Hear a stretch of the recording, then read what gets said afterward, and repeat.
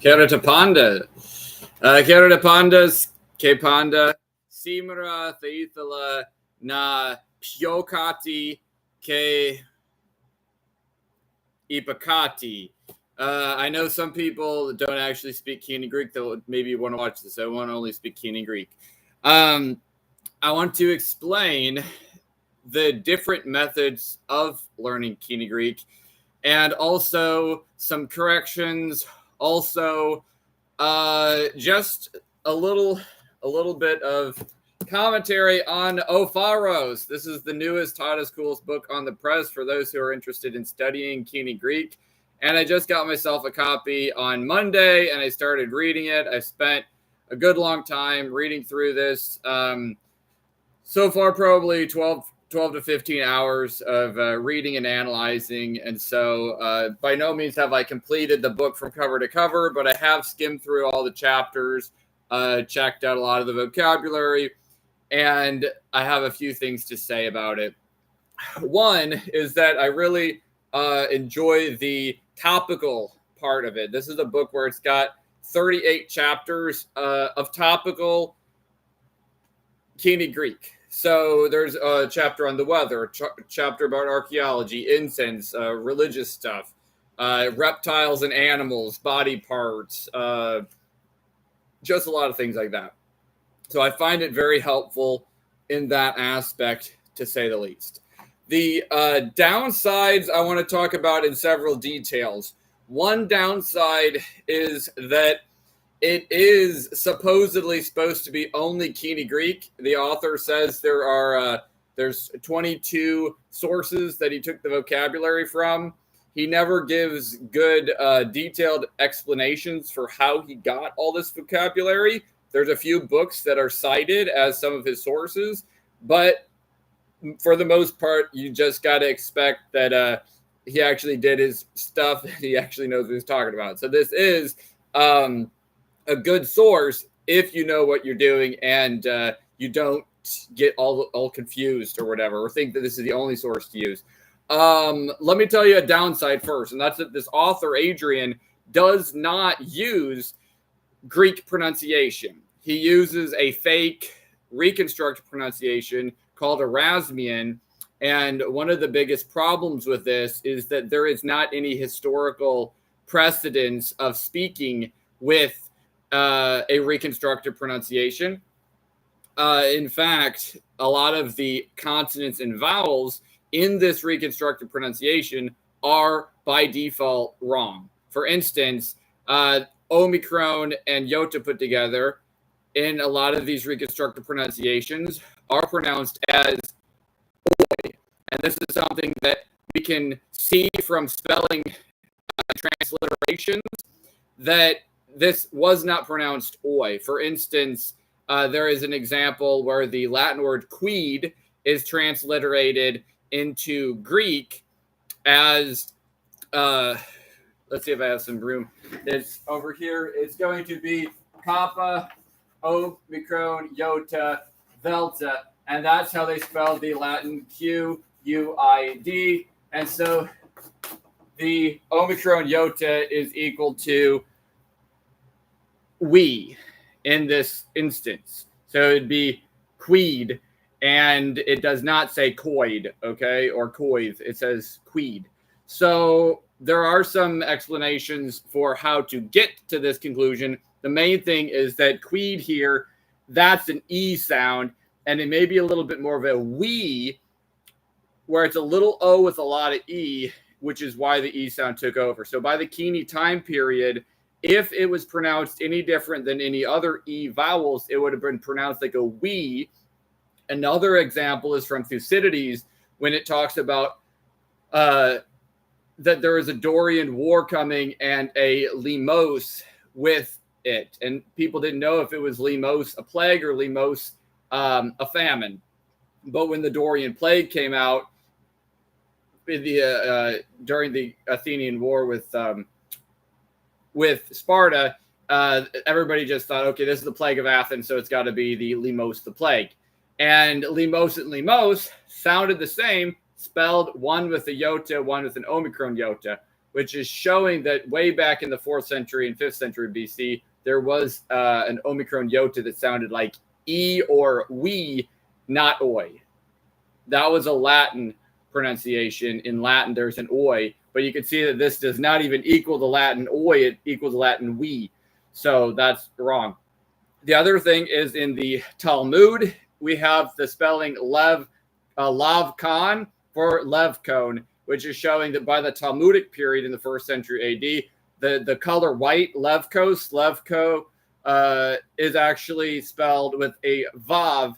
It's spelled with a vet. So there's some of the spelling is spelled with a vav and some with a vet, depending on which word we compare. But there was at least 3 that I found in my Mishnaic Hebrew grammar where it shows that the Greek epsilon in some of these contracts that's pronounced a V in today's Greek was pronounced like a V even in the 1st century BC.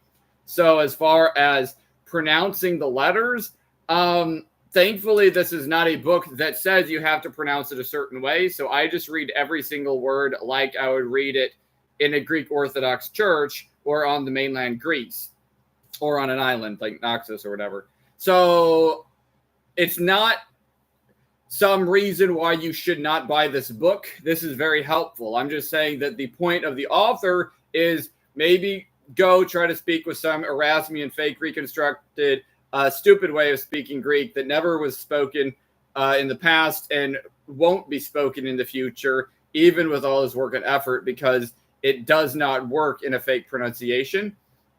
It just sounds pretty stupid. But if you pronounce it like the native Greeks do, or you actually are saying the words with the right Greek accent and with the right Greek sound and music, even though there have been some consonantal and vowel differences over the years, for the most part, the pronunciation today is the exact same pronunciation as mainline, like the Athenian pronunciation is the exact same as 2,000 years ago, and even in the classical period. It's at least very close. It's about the closest anybody can do without just going crazy, going way off in your own little imaginary world, like some people are doing with some fake pronunciations. So that's where it is with pronunciations. Do not use a fake Erasmian nonsensical pronunciation that started out as a practical joke. I had been trained in that pronunciation at first, and the reason why I came out of it and got into the modern Greek pronunciation is, for one, I have a book with the letters of Thomas Jefferson and John Adams, and back in the 1700s, they had letters back and forth between themselves explaining that the Erasmian pronunciation was fake, and both Thomas Jefferson and John Adams agreed that Greek needs to be taught with native speakers. It was Thomas Jefferson who was in Greece and met a Greek person back in the day, and he said that he realized that his own pronunciation was false, and he would change to modern pronunciation if he could, and he would get all the universities to do that. So I realized if Thomas Jefferson and John Adams would have switched their pronunciation, that's a pretty big deal. And then from there on, I started to realize that there really is no evidence that this Erasmian pronunciation is legitimate. As I said, the we is not oi. The epsilon is not a was sound. Maybe 2,500 or 3,000 or 4,000 years ago, maybe. But at least by the 1st century AD, we're talking a V sound, like Pavlos with a V. Definitely a V sound. Also, Vito is a V. All the letters that are pronounced a certain way in modern Greek today were pronounced that way by the 1st century, with some people debating whether or not some of the things were, but there's very good evidence that the pronunciation remained exactly the same. So what about vocabulary? The other big problem he has is he differentiates, when I say he, I mean Adrian Hundhausen. Adrian Hundhausen differentiates between the spoken Greek of modern Greek and Koine Greek, and he pretends like these are two different languages, which, if you know any modern Greek, you will realize very quickly that they're not. And let me just start by walking you through some vocabulary put on the board. Starting with the word emetes. This is the modern Greek word for a nose. He does not put that into his vocabulary because of the word tonrina or tinrina is the nose. Now, does this mean that the word metis has been the nose in classical all the way up to the present? I have it here in Scott and Little's dictionary, metis, and it says metis, that part of molluscous animals which answers to the liver. So this word metis, at least from the references we have in Aristotle, does not seem to refer to the nose, but sometime between Aristotle and today, this has replaced the word for nose. And it is a word that was out and about being used. It wasn't some word that just got made up overnight. The modern Greek word is actually coming from a classical stem. And so there's a very good likelihood that that stem was even being used to mean a nose in many places of the Greek world in the 1st century, in the 2nd century, in the 3rd century.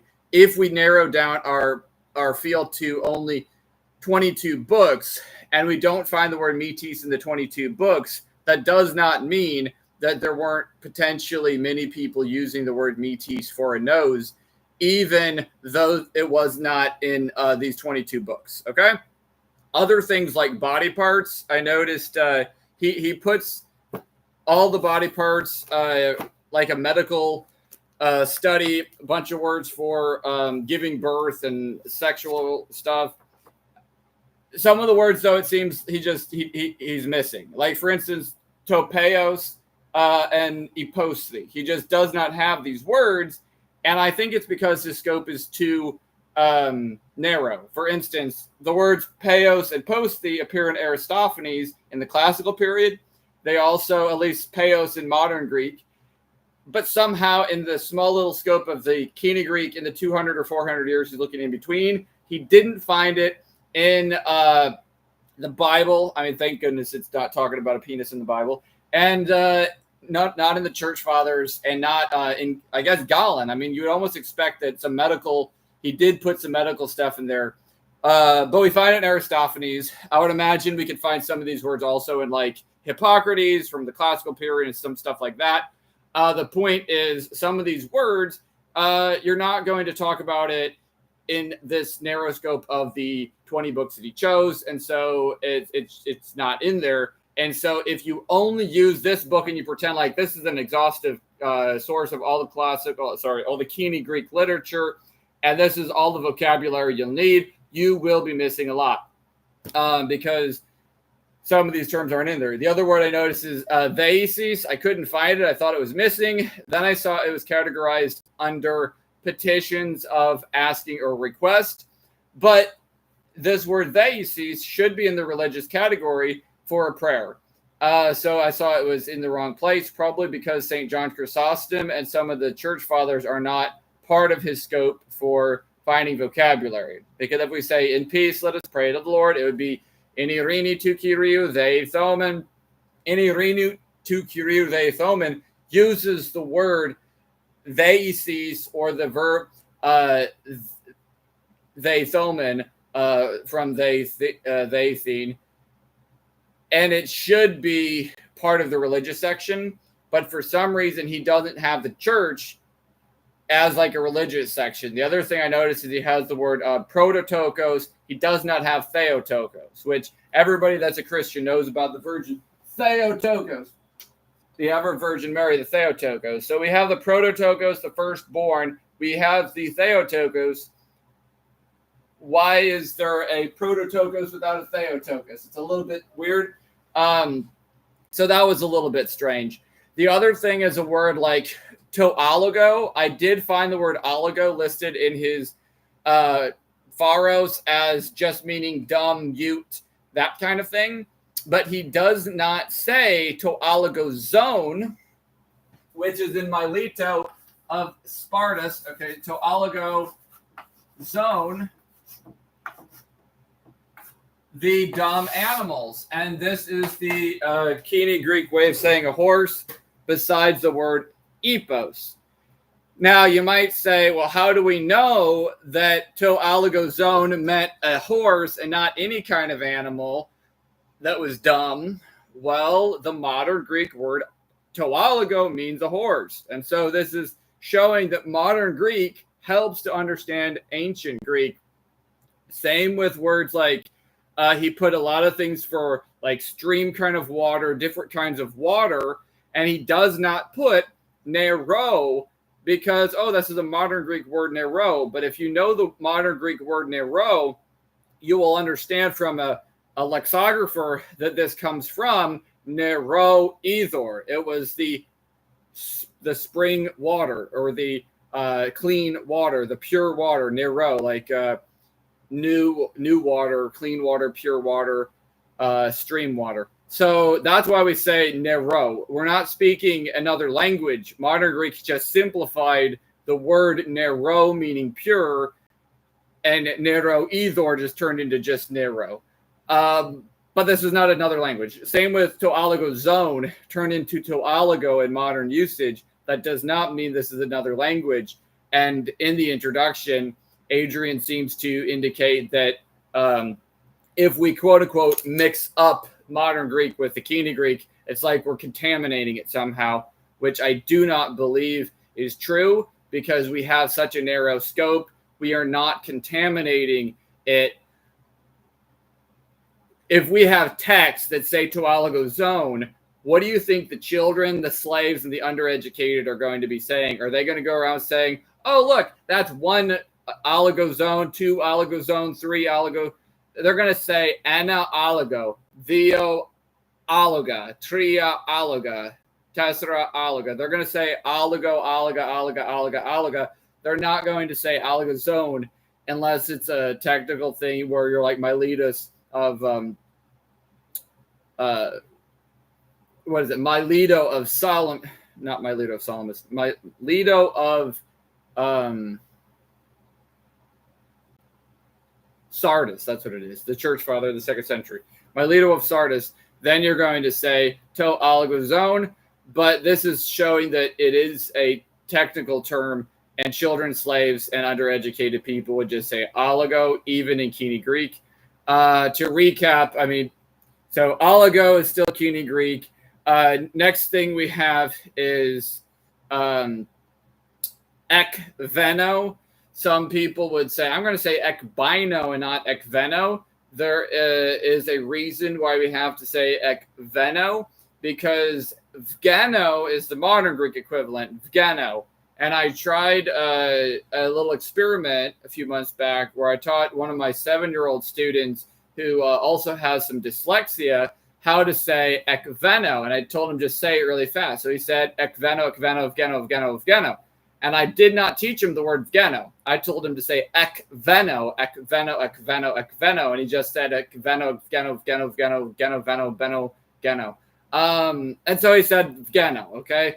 And so that showed me that it was a natural process of just repeating ekveno, ekveno, ekveno over and over again. The metathesis occurred and it turned it into evgeno instead of ekveno.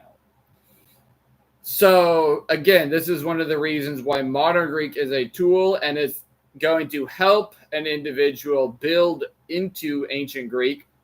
Modern Greek is what the children and slaves spoke in the Koine Greek period, in the form of simplified grammar and in the form of simplified vocabulary. This is not a completely different language. Modern Greek is not as modern as people think. Modern Greek is actually spoken Greek, whereas the Koine Greek that we know of is a written form cemented into the historical past.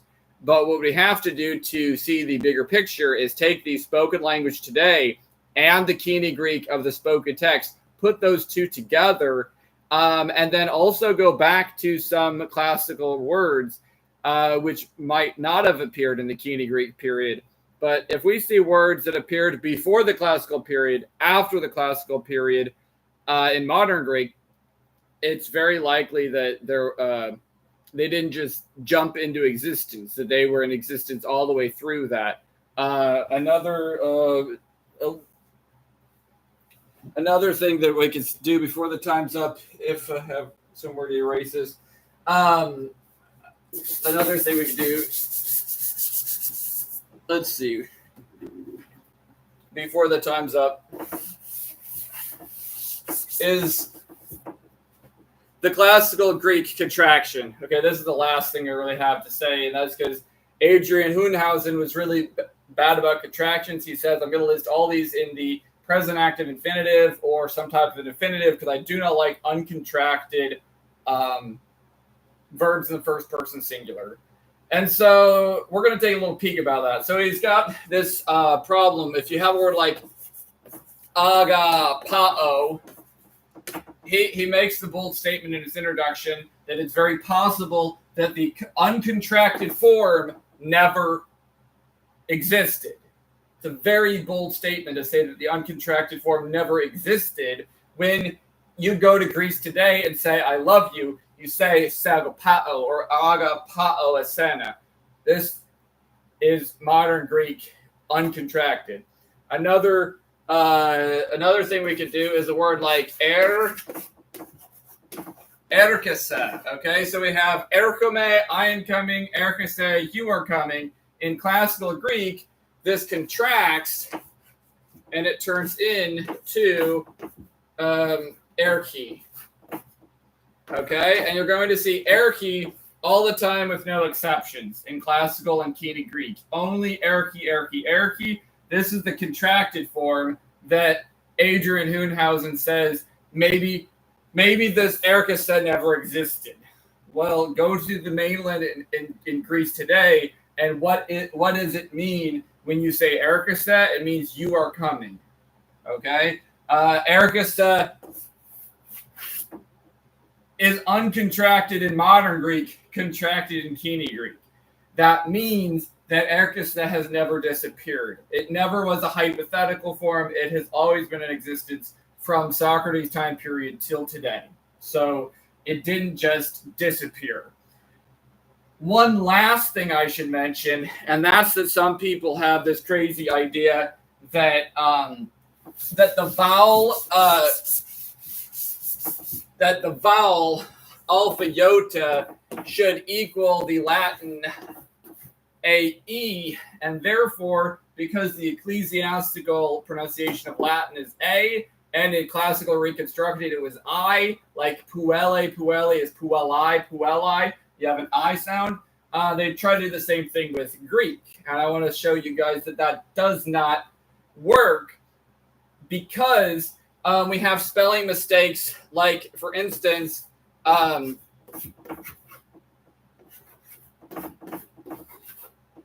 one of the texts. It's one of the texts. It's an inscription. It's on. I forget now where it is. Some inscription where there's a cross. Somewhere in the 1st or 2nd century. It says somebody is worshiping his god, and it has a donkey on a cross. One of the famous things. I forget off the top of my head. But it says Savita, and it spells Savita like this. And the scholars agree that it meant Savita like this. But the person was ignorant, and in the 1st or 2nd century, whenever this inscription was done, he thought it was spelled Savita like you worship. He meant Savita, he worships. Okay? So say it was like Marcos or something, Marcos Savita. This shows that in the 1st and 2nd century, they were pronouncing this like an epsilon. It was not pronounced like an I, especially if it's this far out. The other thing, besides spelling mistakes, is poetry. I don't have an example off the top of my head, but if you go to some of the poets, one of the things that you'll notice right away is that the alpha iota can either be long or short, depending on where it's at in the vocabulary in the meter.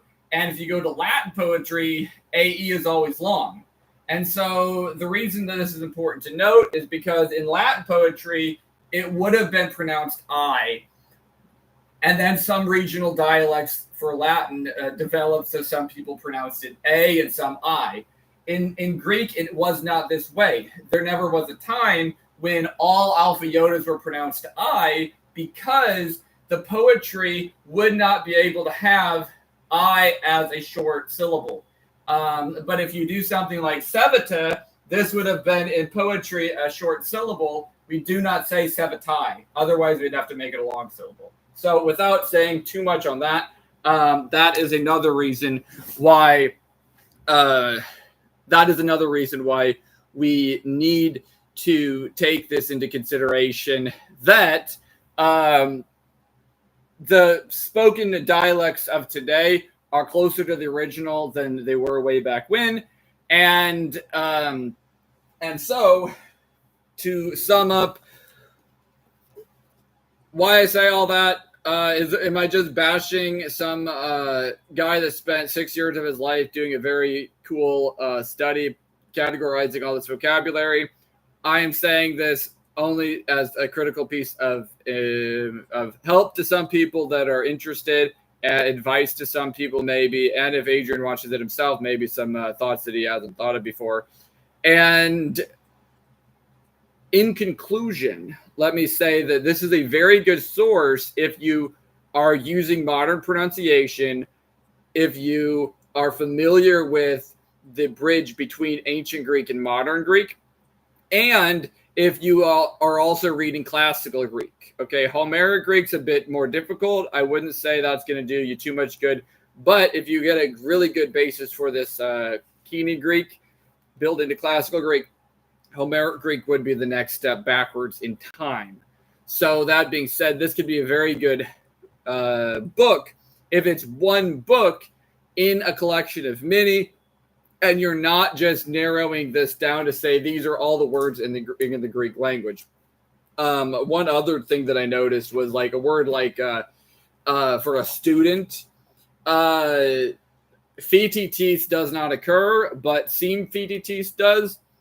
And I don't exactly know why, because I looked this word up, fetitis, and it occurs in Plato. But apparently, if one of the words for student, not mathitis or mathitria, but fetitis, if it occurs in Plato, and that's classical, and modern is too late. So the in-between, there's going to be a lot of vocabulary that appear before and after and do not appear in this little tiny gap that we have just a picture of. We have like snapshots of the couple centuries AD and BC. Some of that vocabulary that we don't have, we can find in classical and modern and Byzantine.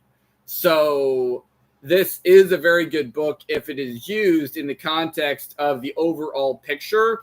But if you want to use your stupid little Erasmian nonsensical pronunciation and get rid of all of Homeric Greek, all of classical Greek, forget about some of that poetry, okay? Don't even talk about the lyric poets. That's crazy. And then throw out all the Byzantine and modern Greek with like the word sugar maybe. We're going to keep sugar. It's not going to work too well. You're not going to be able to teach anybody Greek that well. And then if you move on to say, what about teaching kids this language? They will not be able to pronounce it. The grammar is going to be way too difficult. With modern Greek, it's not modern. It is take the ancient Greek language, strip it down to the basic necessities where you're using the present tense and the aorist stem, some subjunctive, and you're using only first and second declension nouns. If that's what's going on, you can actually talk to kids and kids can learn. And then over time, the children can develop a way to build back into more complicated grammar, but you will not be able to have your, 2 or 3 year old, let alone 5 or 10 year old, speak with perfect third declension, pater and meter. It would take a crazy miracle and a half. I wouldn't expect that.